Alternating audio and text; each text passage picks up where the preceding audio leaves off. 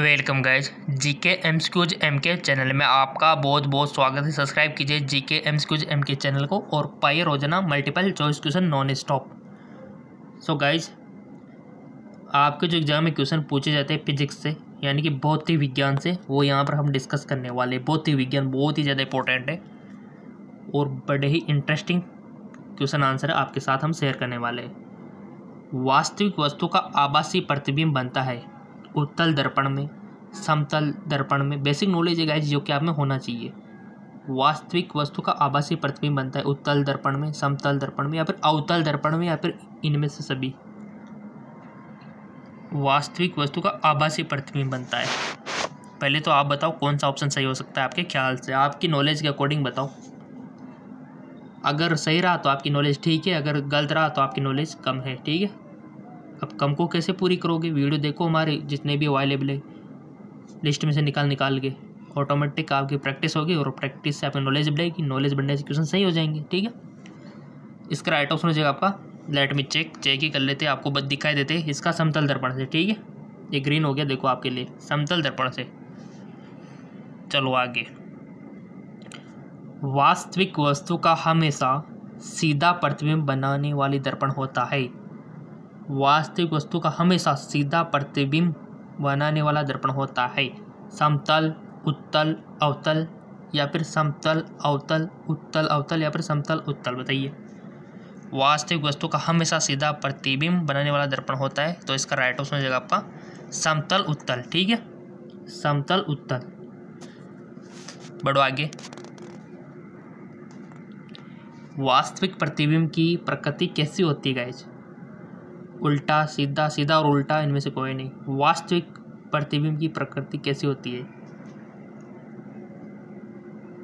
Right option हो जाएगा आपका उल्टा। ठीक है,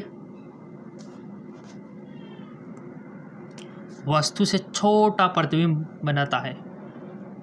वस्तु से छोटा प्रतिबिंब बनाता है। उत्तल दर्पण, अवतल दर्पण या फिर समतल या फिर उत्तल दर्पण या अवतल दर्पण। बताइए। सो गाइस, वो बनाता है उत्तल दर्पण और अवतल दर्पण। ठीक है, प्रकाश के परावर्तन के नियम के अनुसार आपतन कोण परावर्तन कोण के बड़ा होता है या फिर आपतन कोण परावर्तन कोण के बराबर होता है या फिर आपतन कोण परावर्तन कोण से छोटा होता है। सभी कथन सत्य है। इसका राइट ऑप्शन हो जाएगा आपका कि आपतन कोण परावर्तन कोण के बराबर होता है। ठीक है, ये जैसे आपका दर्पण है, ठीक है, ऐसे तो लिखते हैं दर्पण को। ठीक है, इधर से कोई आई किरण तो इधर निकल गई, यानी कि जितने एंगल से आए ना, ये इतने एंगल से वापस चली जाएगी ये एंगल। ठीक है, ये विलंब हमने डाल दिया। बढ़ो आगे। समतल दर्पण द्वारा बना प्रतिबिंब सदा होता है आभासी और उल्टा, वास्तविक और सीधा, सीधा और आभासी, वास्तविक। समतल दर्पण तो जानते हो ना, जिसमें आप शक्ल देखते हो रोजाना। ठीक है, हेयर स्टाइल जमाते हो, वो वाला दर्पण समतल दर्पण। ठीक है, आपके घर में जो लगा हुआ है, तो उसमें देखा करो आप। पहले तो आप बताओ, आपका जो प्रतिबिंब दिखता है वो सही है क्या? वो उल्टा होता है गाइस, जो उसमें दायां भाग बायां, बायां दायां दिखाई देता है, बट आपका चेहरा क्या है आपको महसूस नहीं होता। ठीक है, समतल दर्पण द्वारा बना प्रतिबिंब सदा होता है। सो गाइस, वो होता है आपका सीधा होता है बट आभासी होता है। ठीक है, चलो आगे। आँख में प्रवेश करने वाले प्रकाश की मात्रा को नियंत्रित करता है।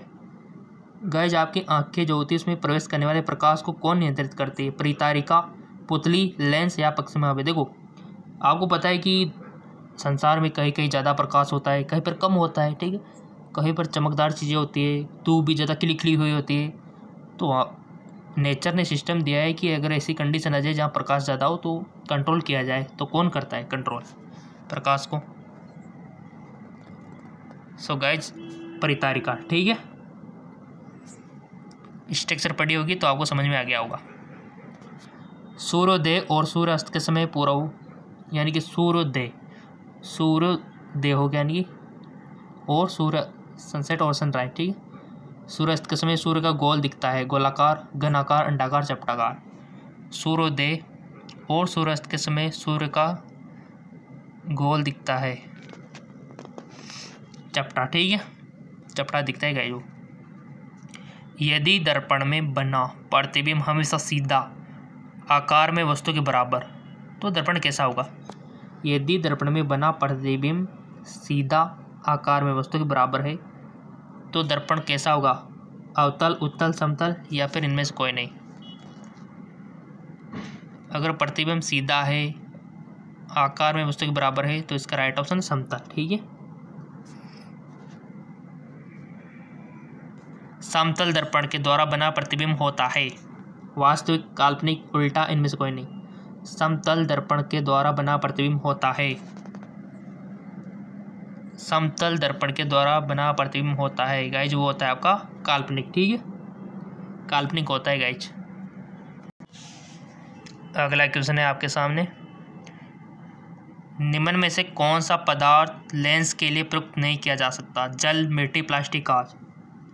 निम्न में से कौन सा पदार्थ लेंस के लिए प्रयुक्त नहीं किया जा सकता? मिट्टी। ठीक है, चलो आगे।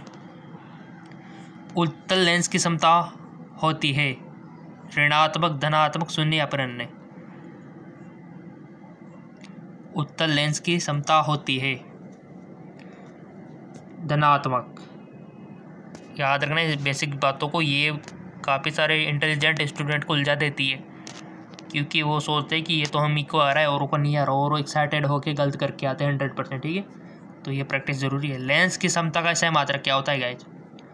लेंस की क्षमता का SI मात्रक मीटर, मीटर स्क्वायर या फिर डायोप्टर या फिर अन्य। सो गाइज राइट ऑप्शन होगा डायोप्टर। ठीक है, डायोप्टर में मेजरमेंट करते हैं लेंस की क्षमता को। देखो किसी को मेजरमेंट होता है, किसी का मात्रक होता है, हर चीज़ का। ठीक है, चलो। पानी से भरी बाल्टी की गहराई कम दिखती है, इसका क्या कारण है? पूर्ण आंतरिक परावर्तन, अपवर्तन या फिर परावर्तन या फिर इनमें से कोई नहीं।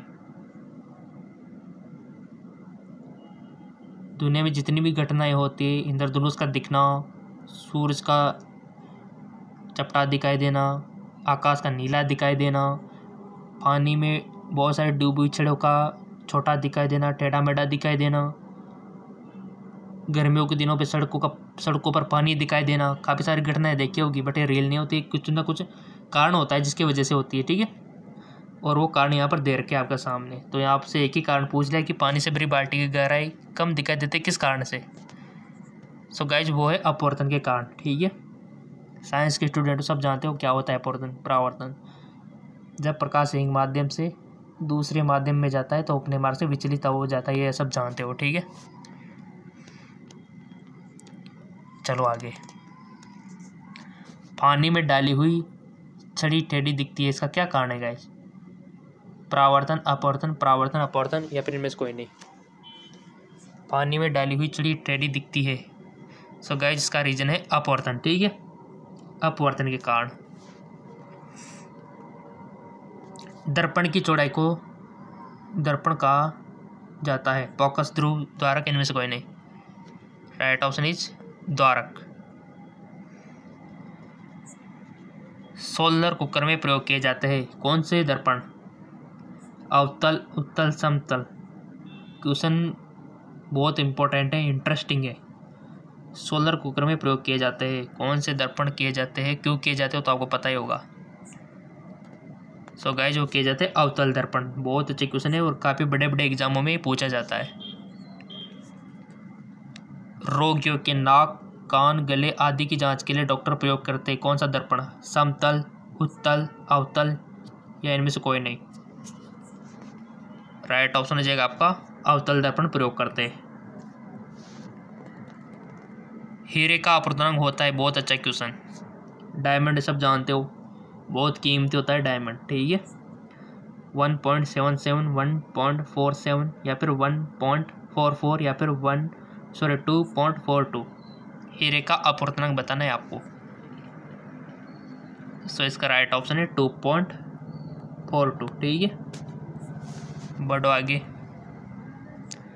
मोटर गाड़ी के चालक के सामने लगा रहता है कौन सा? अवतल दर्पण, समतल दर्पण, उत्तल दर्पण या फिर अन्य। सो गाइज उत्तल दर्पण लगा होता है क्योंकि उनको काफ़ी सारा एरिया देखना होता है और छोटा देखना होता है। ठीक है, तो उत्तल दर्पण उसमें लगा हुआ होता है। अगला क्वेश्चन, टॉर्च में किस प्रकार के प्रकाश पुंज की प्राप्ति होती है? समांतर प्रकाश पुंज, संतृप्त प्रकाश पुंज, असंतृप्त प्रकाश पुंज या फिर सभी सत्य। सो गाइज, संतृप्त प्रकाश पुंज। सामान्य नेत्र की रेटिना पर बनने वाला प्रतिबिंब होता है।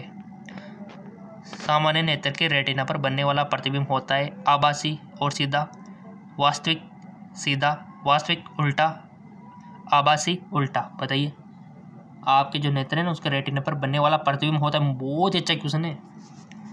सो गाइज, वो होता है वास्तविक और उल्टा। ठीक है, ये बनता है आपके रेटिना पर। याद रखना, गार्ड बांध लेना, क्वेश्चन बन सकता है। और क्वेश्चनों की तो कोई भी कमी नहीं छोड़ रखी। ये क्वेश्चन भी कम लग रहे हो ना आपको, तो हमारा एक और चैनल है जेके लोन जॉब चैनल, लिंक नीचे दे रखा है, कोई दिक्कत वाली बात नहीं है इसका, जेके लोन जॉब चैनल का। वहाँ पर भी फिजिक्स, केमिस्ट्री, बायोलॉजी क्वेश्चन आपको मिल जाएंगे नॉन स्टॉप डेली। ठीक है। नेत्र लेंस में समायोजन की क्रिया होती है आयरिस द्वारा, नेत्र लेंस द्वारा, सिलरी पेशियों द्वारा, कॉर्निया द्वारा। राइट ऑप्शन सिलरी पेशियों द्वारा। ठीक है। वीडियो तो रेगुलर हम आपके लिए अपलोड करते हैं, कोई भी ना तो संडे को छोड़ते ना मंडे को, हर दिन अपलोड करते। कोई वैकेंसी, कोई वेकांट आ जाता, हॉलीडे आ जाए तो उस पर भी अपलोड करते। कोई मान लो त्यौहार आ गया, हम तो अपलोड करते, बट स्टूडेंट फिर क्या है त्यौहार मनाने में लग जाते हैं, तो हम भी बोल देते चलो भाई ठीक है। बट अगर आप चाहते हो तो 2-2 वीडियो भी डाल दें हम तो। ठीक है। किसी नेत्र का निकट बिंदु है गाइज 2.5, 25 सेंटीमीटर, 2.5 मीटर या फिर 3 मीटर। तो राइट ऑप्शन हो जाएगा आपका 25 सेंटीमीटर। ठीक है। आँख की पुतली किस प्रकार का कार्य करती है? परिवर्तिक द्वारा या फिर दृढ़ तंत्र की भांति, पुतली की भांति। तो इसका राइट ऑप्शन हो जाएगा आपका परिवर्तित द्वार की भांति। और लिंक नीचे दे रखा है इंस्टाग्राम, फेसबुक का।